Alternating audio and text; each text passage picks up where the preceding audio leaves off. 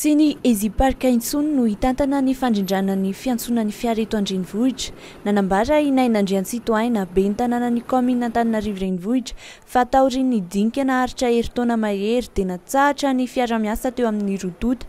Ny kaominina araka izany manomboka izao no hitantana ny parkina ho an'ny ben'ny tanàna. Tsy mbola hiala tanteraka nefa ny eziparika satria izy aloha ny fiara mitantana mandritra ny volana vitsivitsy alohan'ny hitsaharany tanteraka. Mandritra io fotoana io no hanaovana ny famindrana ireo mpiasa sy ny fitaovana nampiasain'ny eziparika ary ny fahaiza-manao ny orinasa amin'ny kaominina ANTANANARIVO RENIVOHITRA. Nanatrika ny fotoana nanaovan'ny ben'ny tanàna ny fanambarana ofisialy ny talen'ny eziparika androany teny Analakely.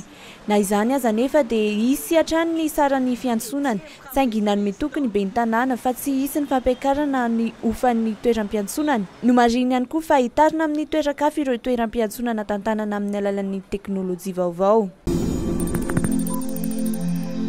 Hihamafy ny fitsokan'ny rivotra any amin'ny faritra andrefan'i Madagasikara.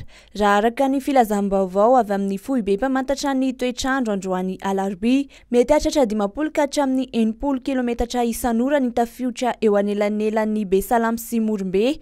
Mety hahatratra 50 hatramin'ny 80 kilometatra isan'ora ny tafiotra raha ny vaovao nalefan'ny meteo tamin'ny 12 ora.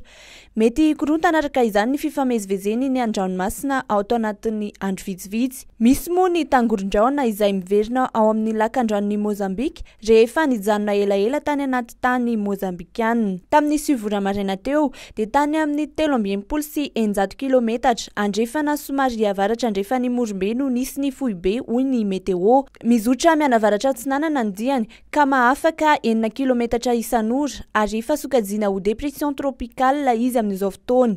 Mitondra rivotra 550 kilometatra isan'ora sy tafiotra 70 kilometatra isan'ora manodidina ny fohy beny. 26 no isan'ireo varavarana ahafahana miditra ao amin'ny faritry ny tokontany fiondranana amin'ny seranam-piaramanidin'Ivato.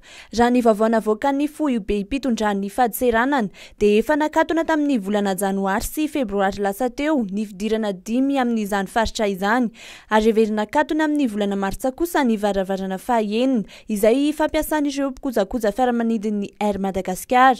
Voalaza ny vaovao nampitainy avy any amin'ny fadiseranana fa ny tsy fanarahana ny fenitra iraisam-pirenena no mahatonga ireo fanakatonana ireo. Fa io ihany koa ny finiavan'ireo tompona andraikitra misahana ny fanaraha-maso eny amin'ny seranam-piaramanidina. Hihamafy indrindra izany fanaraha-maso izany. Tafiditra ao anatin'ny tetikasan'ny komity teknika misahana ny fitantanana mirindra ny SISIN-TANY ity hetsika fanakatonana ny vavahady fidirana amin'ny tokontany fiondranana en'Ivato ity.